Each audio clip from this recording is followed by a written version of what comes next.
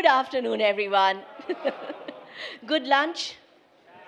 All awake? Coffee? Tea? That's wonderful. So we are, Bangalore traffic, unfortunately, has claimed another victim. So we're just awaiting Mr. Professor Ramgopal. He should be here very soon. And as soon as he's here, he will join us. But I'm absolutely thrilled to have here on stage not just a visionary leader, but personally someone I tremendously look up to, an absolute role model. Kris Gopalakrishnan, who needs no introduction. All of you know him as one of the co-founders of Infosys. He's also the chairperson of IISc board, and every important committee that is out there, that is thinking R&D, that is thinking science and technology. Kris is always there, and mostly in the leader's seat, driving the thinking. So Kris, thank you very much for joining us today. Thank you, Debjani, and it's a pleasure to be here and looking forward to sharing my thoughts. Thank you. So let's just get started, Kris. And the first question, everyone today, apart from, the first thing they'll talk about is AI, and then the second thing they'll talk about is R&D, and why R&D is so important. But I want to hear from you, why should India, and especially Indian industry, why should we care about R&D? Why is it so important for future success and sustainable growth? It's I think, probably $1 trillion question. See, we have the aspiration to go from 3.6 trillion to 10 trillion in 10 years and 30 trillion in 25 years. We have an aspiration to go from $2,500 per capita, which is what it is today, to about 18,000 to 20,000. It's not a linear growth, it's actually a non-linear growth to reach where we want to be. Now, this can only happen not by services, which is directly proportional to the effort, but it will be based on ownership of IP, and that IP contributing to the wealth of the economy and wealth in the hands of individuals, wealth in the hands of companies, business, etc. Welcome, Professor Ramgopal Rao.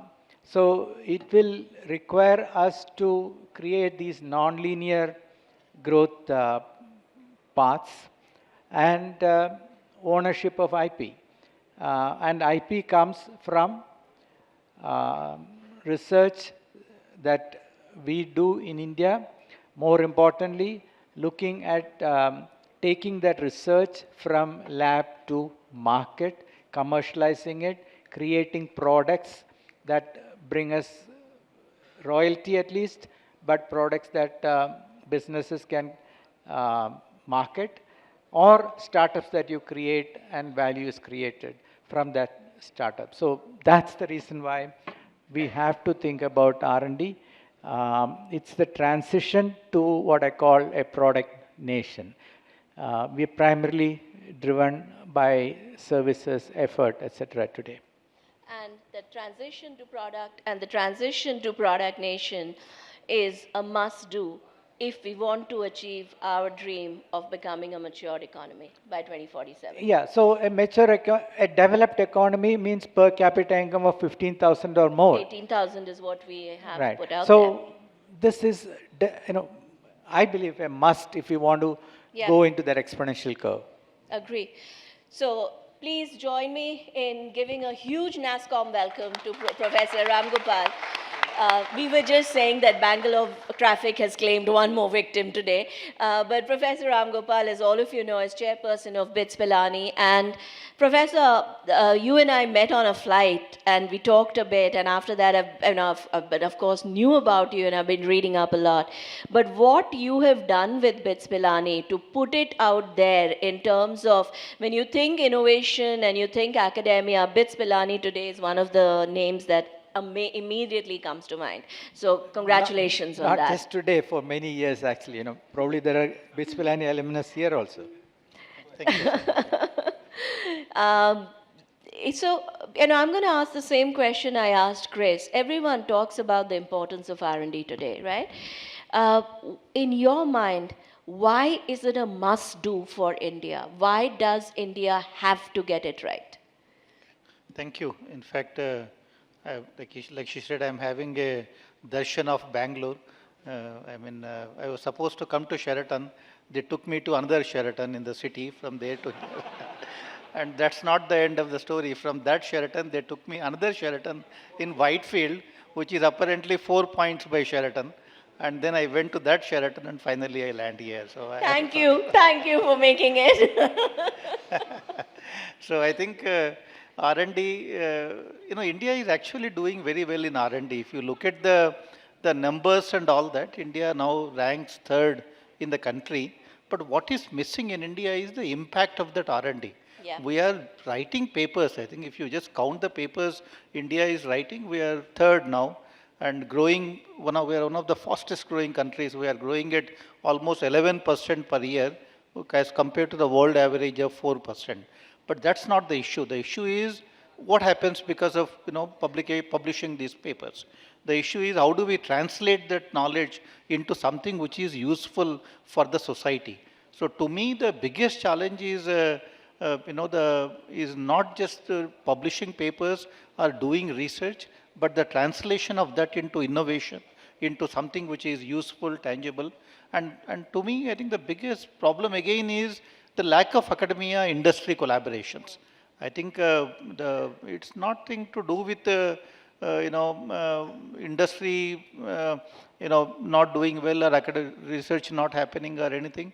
It's all about these two entities coming together and working with each other. India ranks 66th in the world today among some 130 countries as per the innovation report, 66th in academia industry collaborations. So that is how poor we are, and I think that is something that we need to improve. Otherwise, all problems that are there today are already solved in academia. I mean, you read some paper, you would find solutions to, many problems that you see in the society. But then, it's all in theory, it's all there in research papers. I think, unless we work with each other, I don't see, anything changing ever. I think unless we fix this problem of academia and industry working together through policies, through incentives, and through whatever way you want to do that, I don't see how anything will change even in the next few years. But Prof, isn't the funding a problem too? How much we're investing in R&D? I mean, it ultimately goes down to that. Exactly. And therefore, the related question to that is, we are good at science. I absolutely agree. We are all very good at science and maths. But do we have a passion for science in India? Do we have that innovation for science and research and development in India? And how do we build that? That's again a very valid point. If you look at, I was director of IIT Delhi before I joined BITS Pilani. In IIT Delhi, during my 6 years as a director, I'm from IIT Bombay originally. So in IIT Delhi, less than 5% of students pursue higher studies. Less than 5%. 95% of students want to take up a job after BTech, after the first degree, right? And what is a discipline that can get them a job after the first degree? Computer science. Therefore, everybody wants to do computer science, right? And that is currently the problem. The passion for science, passion for doing research is hardly existent, among our elite kind of students, the students who go to these finest of institutions, with 95% of our students going for, a job after BTech, right? At most, they might work for some time, do an MBA, but, hardly any of them are actually going for higher studies anywhere in the world, not just in India. When I was a professor at IIT Bombay, when I joined in 98, I used to write at least 100 recommendation letters for students who want to go to US. 100 recommendation letters. Students used to come to IITs to basically go abroad, right? I mean, the way the thinking was, the body reaches IIT, the soul would have already reached America, right? And now what has changed now? Now, the only thing that has changed is the packages. right? Now, everybody is looking at what is the package I can get in this discipline, in that discipline. So everybody is just, looking at those sort of things now. That is our problem. How to kindle that spirit of doing, research, spirit of doing great science. I think that is not existent right now, and only very few, that less than 5% who are our top students going for actual research kind of careers, I think is a big challenge, right? You know, they say that in Israel, every Israeli mother dreams that her son or daughter will get a Nobel Prize and will become an innovator, especially in science, right? I think the mothers are a huge power of force, even in India, especially in India. So we have to figure out how to change the mother's aspirations. Instead of saying the son has to become an engineer, how do we say the son has to, or daughter really has to become an innovator and a scientist? I think that will be a game changing. That's also a very interesting point. If all of you are right, all our children. Yesterday, I was in a meeting in Delhi, and one of the IIT directors was saying, I tell all my students to, do startups, right? That is all what is great, become job creators and do, become all of that. He says, but my son now wants to do a startup, quitting a secure job. I am actually worried. Right? I think others children should do startups. Others children should do startups, but my children should have a proper government job and have a secure job. I think that's what that's what This is the second college professor or director who said that. Even I've heard another one say exactly the same thing. I think that's a problem because I think the problem also lies with the PhD programs, right? If you look at in the country the PhD programs, why would you want to do a PhD? You want to do a PhD if you want to become a university professor. The general thinking is, all of our PhD programs in the country are tailored towards producing university professors, right? I think that needs to change. That narrative needs to change. PhD is not to become a university professor. In US, for example, 90% of PhDs are a very large fraction. There was some number I saw recently. 70 to 80% of them go for industry jobs after PhD. Only about 15-20% of PhDs find jobs in academia. In India, how many industries actually recruit PhDs right now? I think that number is very small, and as a result, PhD means becoming a professor. Therefore, I don't want to become a professor. I don't want to do a PhD. In BITS Pilani, we started a new program a few months ago. I called it PhD Drive. What that PhD Drive essentially means is deep tech research, innovation, and startups kind of a thing. I said, can you produce PhDs? Can you produce startup founders, entrepreneurs out of PhD students? In the 4 years' time that you have, we pay them 60,000 rupees. We give them 10 lakh rupees, as a kind of a grant, right? 60,000 rupees per month for 4 years. At the end of 4 years, can you start a company? Right? So from the beginning, you are now mentored by founders, you are mentored by VCs, you choose a problem which can result in a startup, right? And you do all of that from the beginning so that at the end of 4 years, you should become a startup founder. Because what country requires is the deep tech startups now, the startups which have a barrier for entry. I think that is what we need to now change the narrative. Another PhD program we just announced is PhD Impact. Impact stands for Industry Mentored PhD Program. For all these PhD students who are admitting into the PhD Impact Program, there will be a mentor from an industry. And the problem will come from an industry, and the research funding for the PhD student will also come from the industry. Without one of these three components satisfied, the student cannot even get a PhD degree. So I think by changing this narrative about PhD programs in the country, maybe we may be able to motivate more and more students. You wanted to add something? See, you talked about industry academia collaboration. We have to engineer this.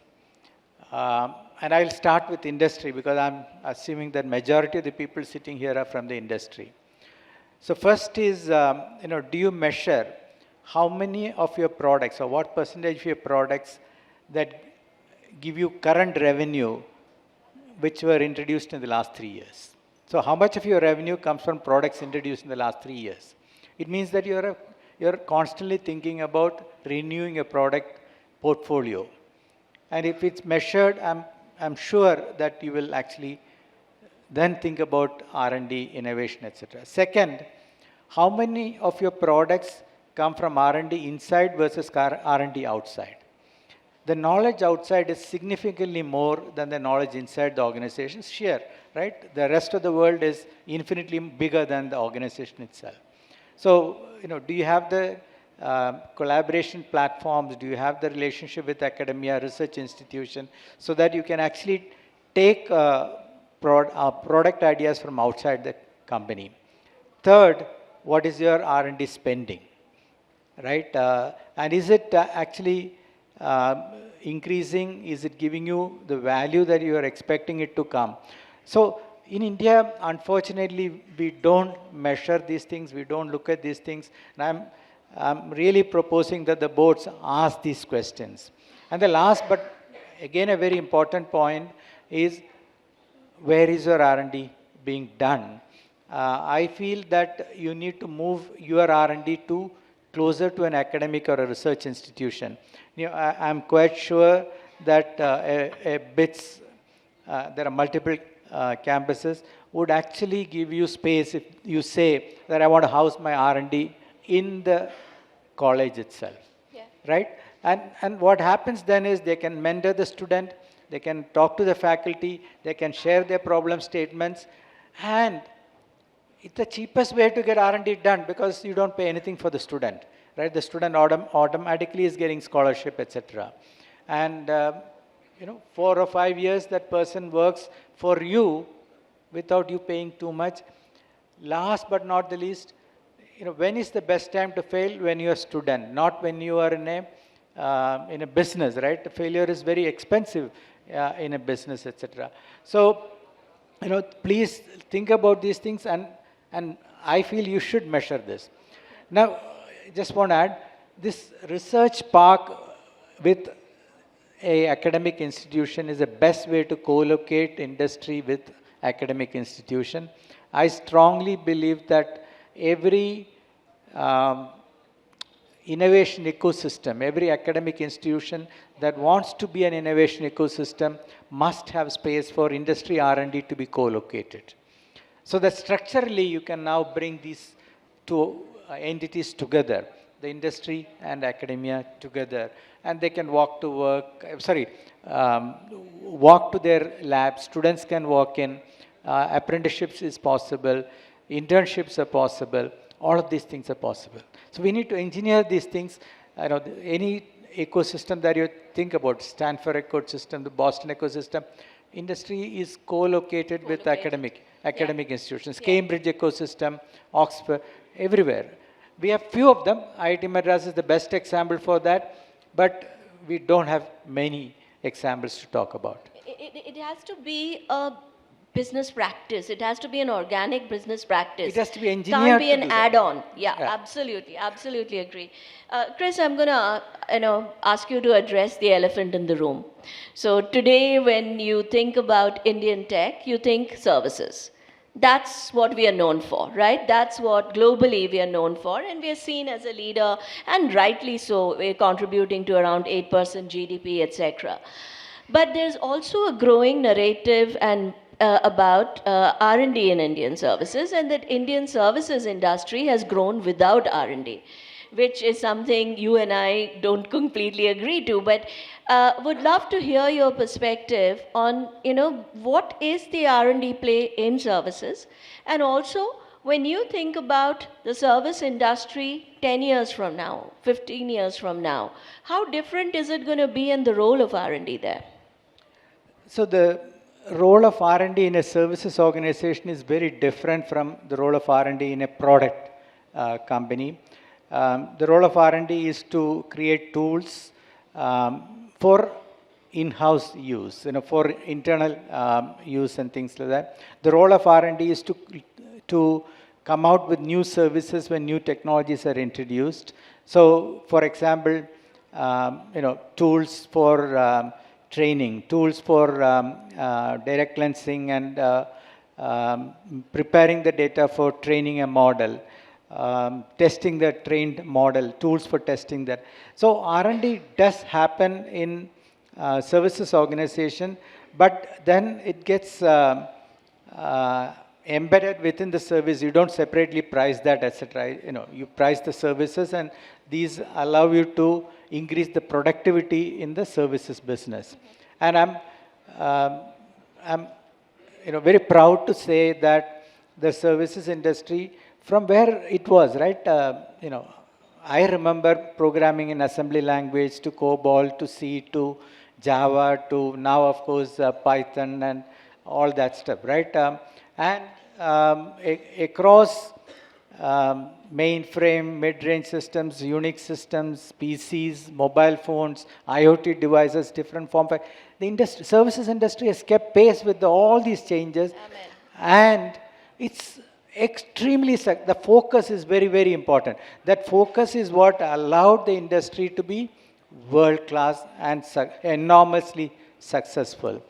This will continue, and I know, I don't want to turn this into a Nasscom, true Nasscom event where we talk about services, but if there is interest, I can talk about why I believe that India will be the #1 destination. Indian companies will continue to do well. GCCs will continue to do well for the next many years to come, because it's there in our DNA, it's there in our processes, it's there in our methodology. The leadership is there. Financially, we are strong.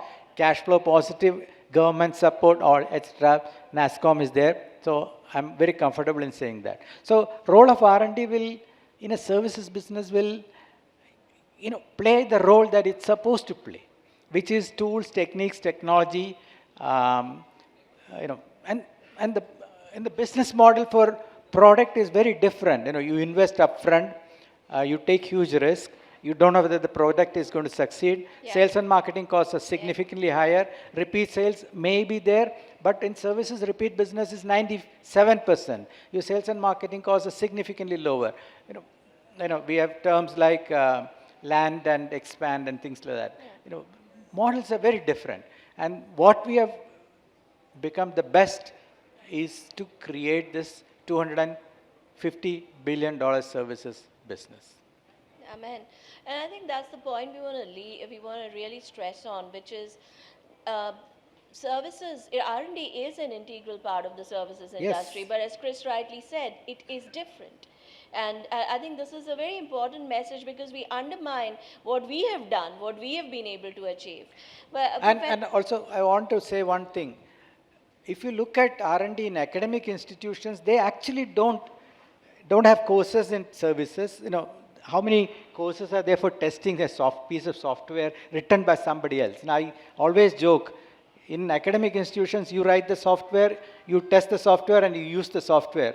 In real life, that never happens. You write software for somebody else's use, right? Yeah. So the academic institutions actually don't talk about services.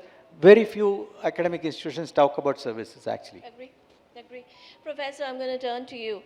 If we want to see India move up in the innovation index, we want to see India in the, say, top 10 most innovative countries. One of the things that has to change is the R&D mindset in academia. Today, a large part of academia still looks at R&D from an academic lens. I think you need to, fine-tune that question. We need ownership of technology and ownership of IP. We are innovating day in and day out. If I want to come from Koramangala here, I'm innovating. I'm taking turns. Every second, I'm actually redirecting this thing. I'm continuously innovating, I'm telling you. If need be, I will switch from car to a train to come back to an auto and things like that. By nature, I'm telling you, we have to adapt to the environment, and we innovate every single day. It's not about innovation, it's about ownership of IP. Once a teacher, always a teacher. If you had let me finish the question, you would have seen that's where I'm going. Sorry. No, but that's what I was going to go to, which is how do you, one, I think the move towards more translational research, so we see real impact, and two, the shift towards IP. How do we bring about these two changes? I think, The issue is also how research is conducted in academia. Today, I have been, I have been a professor in IIT Bombay, IIT Delhi for 25 years. I moved to BITS about 18 months ago. So from a professor perspective in an IIT, the thing is, who gives us the problem statements, right? Nobody gives us the problem statements. We define our own problem. We think it's very important. We solve it, right? Most of the research that happens in India is solutions looking for a problem.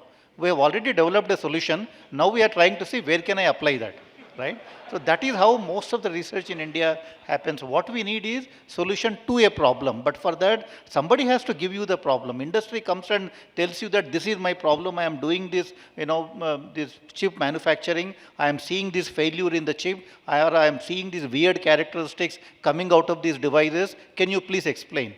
Then I can look at that as a problem and then work on it. It can be a good research topic. I might find something new. I might improve the process. That's how most of the research in the US works. I was in the US for some time before coming to India, and there every problem was given by an industry. They come to you and tell the problem, and then you work on it with the PhD students, you publish papers, or you file IP, the industry uses. That is how most of the problem statements were generated. In India, in the absence of industry coming and giving problems, nothing much like that happens. And even the government also, right? I mean, India has all the problems of the world. If you are looking for a problem, you don't have to go to an American journal and search for a problem. Right? Most of our problems actually need to originate from the observation in the society. What are the challenges there? Our industry coming and giving you, something. Our government coming and giving you some problem statements. Once we pick our problems properly, right? I mean, the solutions will naturally emerge. The COVID was the best example, right? During COVID time, what happened? The same academic institutions, they actually did wonders. I was director IIT Delhi, during the COVID time. In that 2 years' time, IIT Delhi developed technologies, touched something like 15 million students, 15 million people in the society. How? We developed a low-cost COVID testing kit, a rapid testing kit, which was like 50 rupees. We launched it, during the COVID time, right? Entire research was done during that 1 year. We launched the RT-PCR kit, which was the world's most affordable. Before we launched the RT-PCR kit from IIT Delhi, in the market it was 4,000 rupees for an RT-PCR test. The day we launched it at 700 rupees, within a month, every price came down to, 1,500 rupees, then to 1,000 rupees and all of that. And then the vaccines that India could develop, all of that happened because during the COVID time, the entire institute was only working on COVID. Right? Otherwise, we told the faculty that if you are not working on COVID, there is no need for you to come to, lab and do anything. You can, be at home. But only if you are working on COVID, you come to lab. All labs will be open. There will be funding available. Government also proactively supported research in COVID. Many industries also funded research in COVID. So 700 faculty members, out of which at least 300 faculty members working on just that COVID problem. Right? I mean, there was so much of output that we could produce to address the COVID issue. All the masks, right? The masks that we were wearing, they were not available initially. Within a few months now from IIT Delhi, the Department of Textile Engineering came up with all sorts of masks which were tested, to the highest levels of possible, sort of protection. And we were able to launch them through startups, through companies, able to scale up the manufacturing. That is what that needs to happen during the normal times. Once COVID went away, now these 700 faculty started working on 600 problems, right?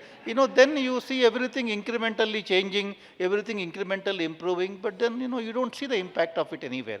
I think all that is needed is define these grand challenges kind of an approach, identify these problems at the government level, hire a bunch of people, institutions to solve those problems. I can tell you there is tremendous amount of potential in academia. There are some great brains and best people in the academia, but they are not working on the right kind of problems. I think all that is needed is to post them the right kind of problems, whether it is coming from industry or from government or from any other source. That's all what is required. Otherwise, there is no lack of talent or anything in India. It's just that focus, that leadership at the level, where you can define these problems and fund these problems as a grand challenge kind of amount. That's all what is just required. to add to this, we did some study of what kind of projects happen in our academic institutions. These are problems in small increments. the budget for a project is 50 lakhs or less. So what happens, a PhD is produced, a paper is written. So what Ramgopal Rao is now saying, I will say this differently. How many 20, 50 crore proposals are written in academia?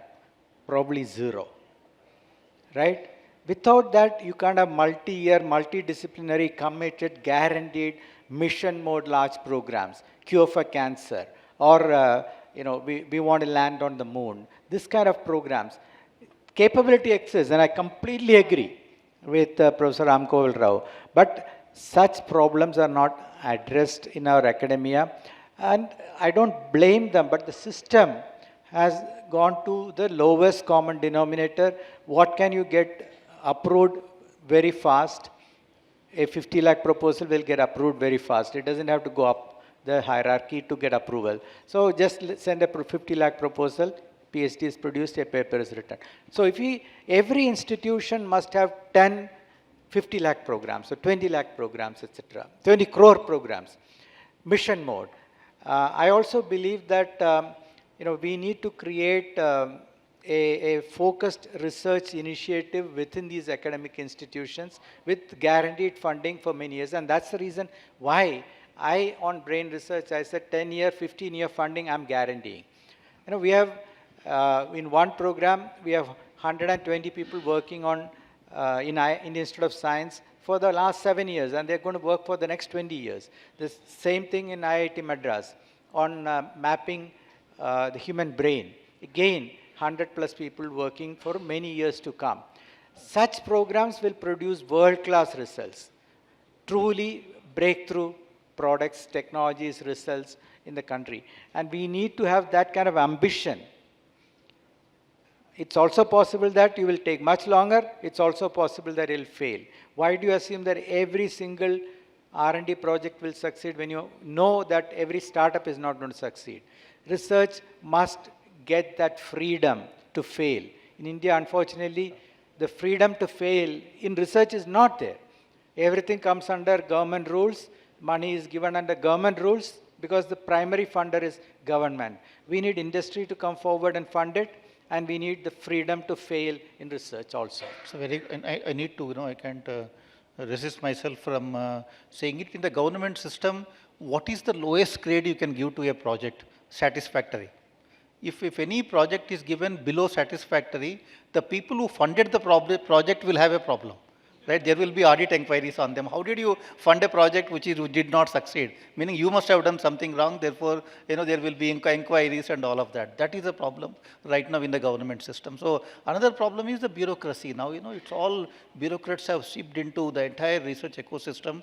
To order an equipment at IIT Delhi, right, it takes 11 months. To order an equipment, it takes 11 months, right? That's because, I call them the 5 Gs in academia. One is GST. You all must be reading newspapers that IIT Delhi got a notice for 120 crore GST on the research project, right? And then the GEM, there is a government e-marketplace, right? Whether you are buying a bundle of papers or buying transmission electron microscope, you have to go to GEM and order that. Right? And that GEM, if you look at, it's actually a nightmare. If it is like Amazon, nobody would be complaining, right? But it's not Amazon. GEM is a government e-marketplace and which is very difficult to maneuver, right? And then there is and for anything that you want to order, right? You want to import, you need permission from the Secretary Ministry of Education, right? 5 lakhs to 200 crores if I want to import in an IIT, I need to seek permission from the Secretary Ministry of Education. That takes about 4 months again. That is what we call the GTE, the Global Tender Inquiry. So GST, GEM, GTE, and the fourth one is what was that? There was one more, the GFR, the Government Finance Rules. There is a complete booklet on how you order equipment. Right? And that, to just understand that you need a degree, that is that difficult. So the GFR is the fourth one. The fifth one is the governance. I think there are major governance problems in academic institutions. The biggest challenge is research is not sustainable. If IIT Delhi 5 years, right, the total amount of funding we received was about 1,300 crores. What was the average overhead that institute got? 5%. 5% was the average overhead institute received out of all these projects. Where did the rest of the money go? The rest of the money went to faculty members to buy some equipment, to hire students, to conduct research, to publish papers and all that. All that the institute got was 5%. Now, how much money did the institute spend in managing those projects? What is management? Somebody brings an equipment, you need to create a room, right? You need to put ACs, you need to make it a clean room, and then you need to provide all the support for the faculty members, right? And IIT spends 11% in executing those projects, receives 5% as the overhead, right? So now the more research you do, the worse you become. The institute will actually struggle, if you do more research. In Stanford, what is the research overhead? 50%. You go and hire a Stanford faculty member, give $1 million, $500,000 the university will take away. The faculty member will be left with the remaining $500,000 to execute the project. In India, it is 5% right now, right? That is a problem. So institutes see that, if you do more research, you become worse, right? In terms of the everything starts to break down. And even payment of electricity bills becomes a big challenge. And, these are the kinds of the financial models for doing research is also something that we need to look at. I think that's all comes down to governance kind of issues. I think some of these we need to address. I mean, the ministries know, everybody knows, but then, it's not getting addressed right now. So. I think this is, and thank you, Professor Rao, for being one of the most outspoken voices on what needs to change. I think this is so important, and we as industry, I think collectively we have to lend our voice to this. We have to lend our voice to this. Research, private funding, philanthropic funding is an answer for that, because you know how much needs to be spent on maintenance and support and all that stuff. And I hope you will agree that you will add that to your funding. So first of all, giving me 30 minutes for a conversation with these two is the most unfair thing possible. But this has been a fascinating conversation, seriously. And I have so many more questions left, but it's showing time's up, so I have to say thank you to both of you. This has seriously been fascinating. It's such an important topic. It's such an important imperative for not just your success, but India's success as a country. And yes, we have to make changes, and we have to be big, and we have to be bold in our thinking, our ambition, and our ability to drive these changes. And I think this is one place where we really have to come together to speak in one voice. So with that, thank you so much, Professor Rao, and thank you for figuring your way out through all the Sheratons coming here, and thank you so much, Kris.